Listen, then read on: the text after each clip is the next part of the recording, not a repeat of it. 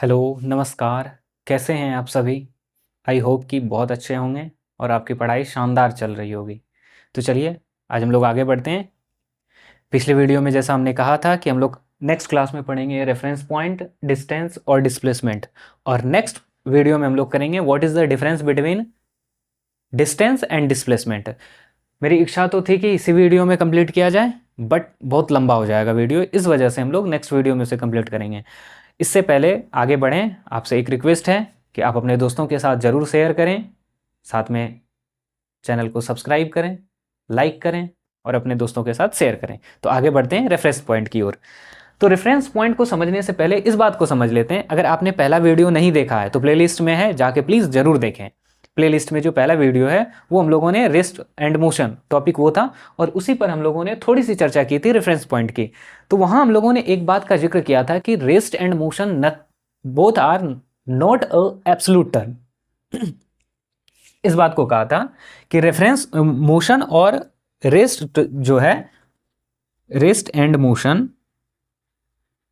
Not a absolute term, ये दोनों absolute term नहीं है। तो इसको समझने के लिए हम लोगों ने एग्जांपल लिया था बस पे बैठे हुए पैसेंजर और बस के बाहर रोड पे खड़ा, रोड पे जो लगा हुआ पेड़, इसका एग्जांपल लिया था हम लोगों ने। सपोज कि आपके बगल में बस पे, आपके बगल में आपका फेलो पैसेंजर बैठा हुआ है, मीन्स कि आपका दोस्त, पार्टनर जो भी है स्कूल बस में बैठा हुआ है, और आप बैठे हुए हैं। दोनों के बीच में डिस्टेंस बदल नहीं रहा है टाइम के साथ।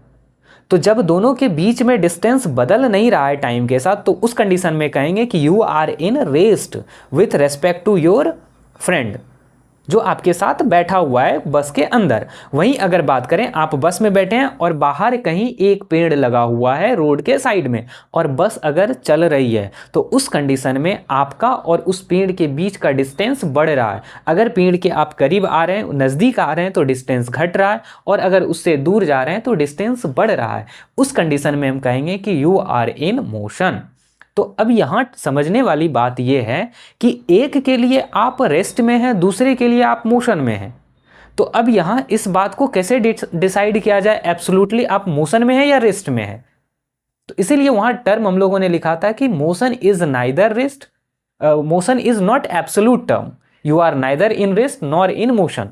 दोनों ही टर्म, दोनों ही बात है कि आप ना तो रेस्ट में है ना ही मोशन में है। किसी एक रेफरेंस पॉइंट के लिए आप मोशन है, किसी एक रेफरेंस पॉइंट के दूसरे रेफरेंस पॉइंट के लिए आप रेस्ट में है। तो उसी बात को हम लोग यहाँ जिक्र करेंगे। इसके डेफिनेशन को पहले समझ लेते हैं कि a reference point is a fixed point. A reference point, आप अपने कॉपी को निकाल लें और साथ ही साथ नोट करते चलें। A reference point is a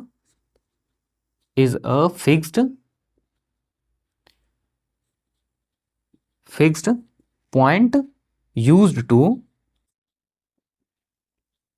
to determine the position, used to determine the position or motion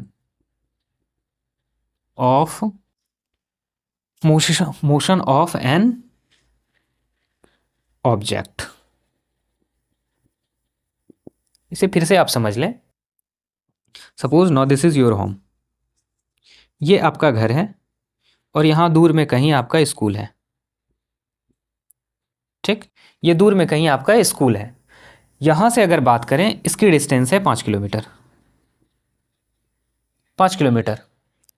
तो अगर घर से स्कूल के, घर को अगर रेफरेंस मान लें, आपके घर को अगर रेफरेंस पॉइंट मान लें, तो आपके स्कूल की दूरी कितनी हो गई? 5 किलोमीटर। वहीं अगर बीच में कहीं रास्ते में आपके दोस्त का घर है,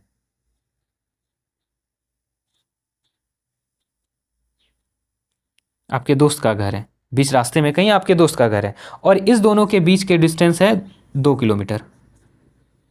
अगर इस पॉइंट से बात करें, इस पॉइंट से बात करें इस स्कूल की दूरी, तो यहाँ 2 किलोमीटर और यहाँ 5 किलोमीटर। ये रेफरेंस पॉइंट हो गया कि इस रेफरेंस पॉइंट से इसकी दूरी कितनी है? 5 किलोमीटर। इस रेफरेंस पॉइंट से इसकी दूरी कितनी है? 5 किलोमीटर, 2 किलोमीटर। तो पोजीशन क्लियर हो गया कि पोजीशन का यहाँ क्या मतलब है, पोजीशन का क्या मतलब है। अब यहाँ समझ लेते हैं कि एक पेड़ है जो बाहर लगा हुआ है, रोड के सामने खड़ा है और आपने चलना शुरू किया, आपने चलना शुरू किया और साथ ही साथ आपके मित्र ने भी आपके साथ चलना शुरू किया। दोनों इक्वल स्पीड पे चल रहे हैं, ना तो किसी का स्पीड ज़्यादा है ना ही किसी का स्पीड कम है। आप दोनों जब आगे की ओर मूव कर रहे हैं तो इस स्पीड के कंपैरिजन में आपका डिस्टेंस या तो बढ़ रहा है या घट रहा है। अगर रेफरेंस पॉइंट इसको ले लें, रेफरेंस पॉइंट अगर इसे ले लें तो इसके कंपैरिजन में आप मोशन में हैं। बट अगर आप दोनों का स्पीड इक्वल है तो आप दोनों किस में हैं? रेस्ट में है। क्यों? क्योंकि आप दोनों के बीच में क्या हो रहा है, डिस्टेंस ना तो बढ़ रहा है ना ही घट रहा है। जब दोनों के बीच में डिस्टेंस ना बढ़े ना घटे, पोजीशन चेंज ना हो दोनों के एक दूसरे के रेस्पेक्ट में, तो फिर क्या कहेंगे उसे? Both are in rest. जैसा कि आप बस वाला एग्जांपल आप देख लें कि बस में आप और आपका मित्र अगर दोनों साथ में बैठा हुआ है और बस चल रही है, तो बस स्टॉप जहां से आपने बस को पकड़ा था उस पॉइंट के कंपैरिजन में आप मोशन में हैं, बट आप अपने दोस्त के कंपैरिजन में आप रेस्ट में हैं। तो मोशन का क्या डेफिनेशन है वो समझ में आ गया, आपको क्लियर हो गया। यहीं एक और टर्म लिख लो इन सबको मिटा के,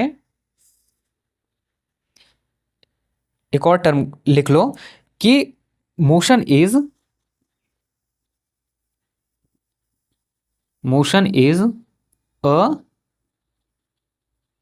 रिलेटिव टर्म। अब ये रिलेटिव टर्म क्यों है, इसको हमने बड़े अच्छे से समझा है कि ऑब्जेक्ट ए के लिए बी के रेस्पेक्ट में वो मोशन में हो सकता है कि ऑब्जेक्ट सी के लिए ऑब्जेक्ट ए जो है वो रेस्ट में हो सकता है। अब एग्जांपल आप इस तरह से समझ लो, आपके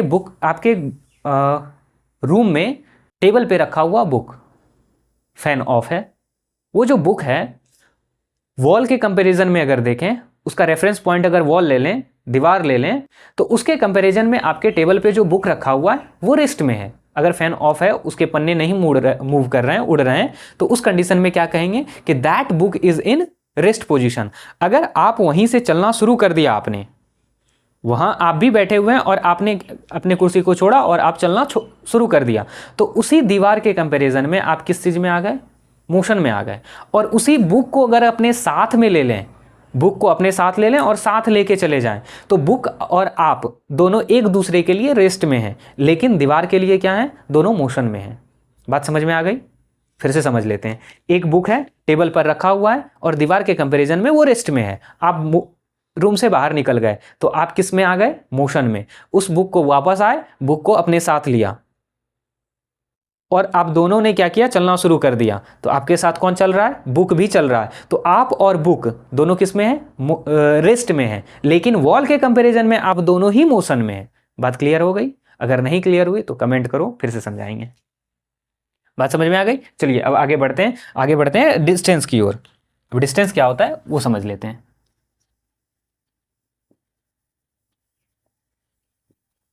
डिस्टेंस, या एक फोटो बना लेते हैं पहले, पॉइंट ए और पॉइंट बी। अब इस रास्ते, पॉइंट ए समझ लेते हैं आपका घर, और ये बी पॉइंट जो है आपका स्कूल। स्कूल में छुट्टी हुई, बड़ा ही मन हुआ, चलो मित्र के साथ मटर गश्ती करते हुए चलते हैं। मटर गश्ती करते हुए चलने का मतलब है कि चलो मार्केट घूमते हुए चलते हैं। तो आपने क्या किया? स्कूल से आप निकले और ये रास्ते पकड़ते हुए ऐसे करके यहाँ पहुँचे, ठीक है। और वहीं दूसरा एक और रास्ता था, जब आप इस घर से निकल रहे थे तो आपको देरी हो रही थी स्कूल पहुंचने में, साइकिल उठाया, तेजी से भागे, इस रास्ते को फॉलो किया आपने। एक रास्ता था एकदम सीधा सीधा चल रहा था और दूसरा रास्ता ऐसा था। तो अब जब पाथ ए और एक तीसरा रास्ता भी बना लेते हैं, अल्टरनेट रूट, चलो छोड़ो रहने दो, या बना ही लेते हैं, क्या ही दिक्कत है, ये तीसरा अल्टरनेट रूट है। तो अब हम लोग बात करते हैं कि पाथ ए, पाथ बी और path C.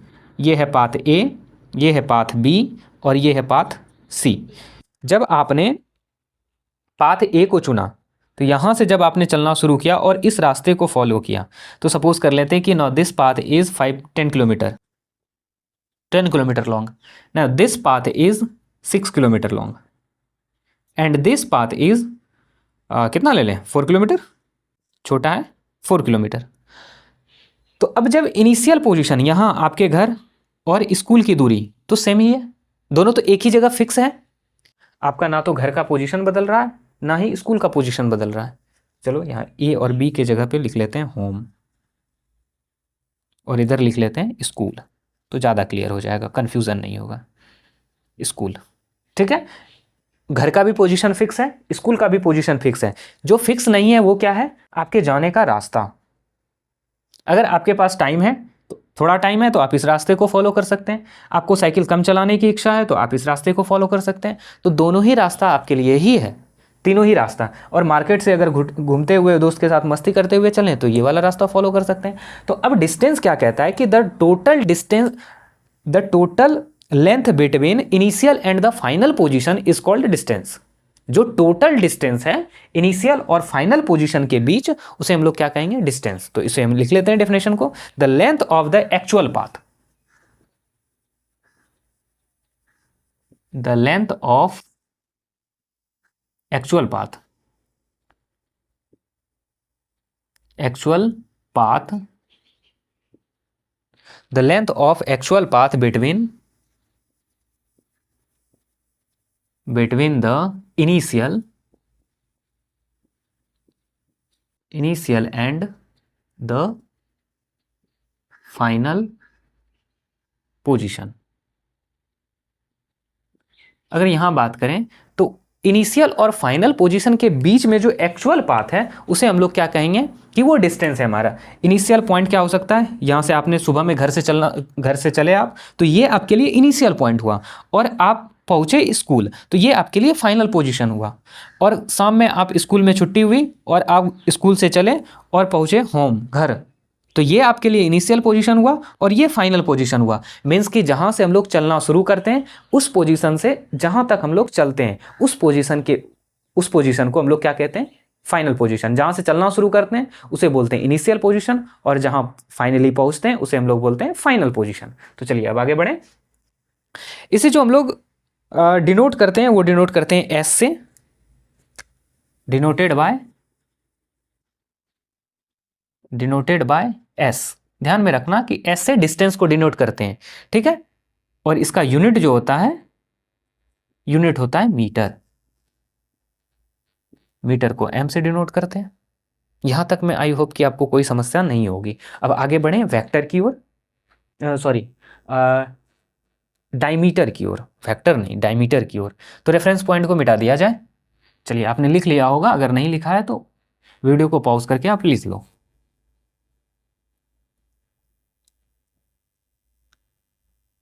Displacement,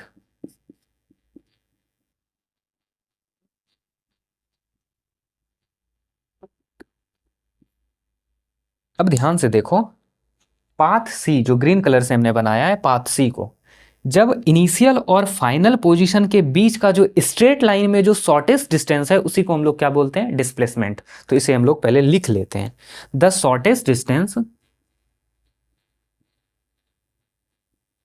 shortest distance between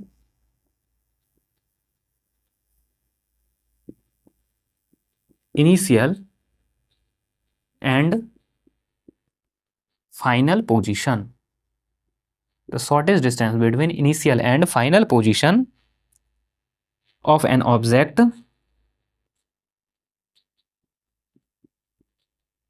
is known as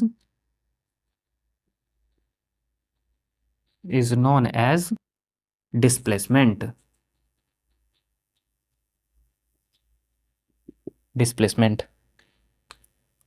अब ध्यान से देखने वाली बात है कि आप पाथ सी को भी फॉलो कर सकते हैं, पाथ ए को भी फॉलो कर सकते हैं, और ये दोनों ही क्या कहलाएगा, डिस्टेंस कहलाएगा। क्यों? क्योंकि ये शॉर्टेस्ट डिस्टेंस कभी हो ही नहीं सकता। शॉर्टेस्ट डिस्टेंस दो ऑब्जेक्ट के बीच में हमेशा एक स्ट्रेट लाइन के बीच होगा, एक स्ट्रेट लाइन होगा। अगर यहां से चलना शुरू किया हमने और यहां तक पहुंचे, तो इसके लिए अगर ये वाला पाथ ए फॉलो करते हैं तब भी तो कुछ ज्यादा मैक्सिमम डिस्टेंस, इससे तो ज्यादा है, पाथ बी से तो ज्यादा ही डिस्टेंस ट्रेवल करना पड़ रहा है।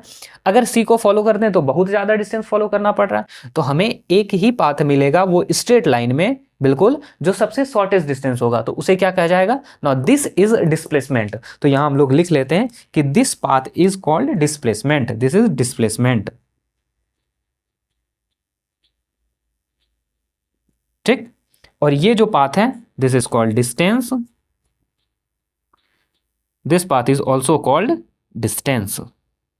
आई होप कि ये बात आपको यहां क्लियर हो गई होगी। इसे जो डिनोट डिस्टेंस और डिस्प्लेसमेंट। आई होप कि आपको यहाँ तक समझ में आ गया होगा। चलिए अब आगे बढ़ते हैं। अगली वीडियो में हम लोग डिस्टेंस और डिस्प्लेसमेंट के डिफरेंस को करेंगे। तो अगर आपने अभी तक चैनल को सब्सक्राइब नहीं किया तो प्लीज़ चैनल को ज़रूर सब्सक्राइब करें और अपने दोस्तों के साथ भी ज़रूर शेयर करें। Thank you. अपना ख्याल रखें।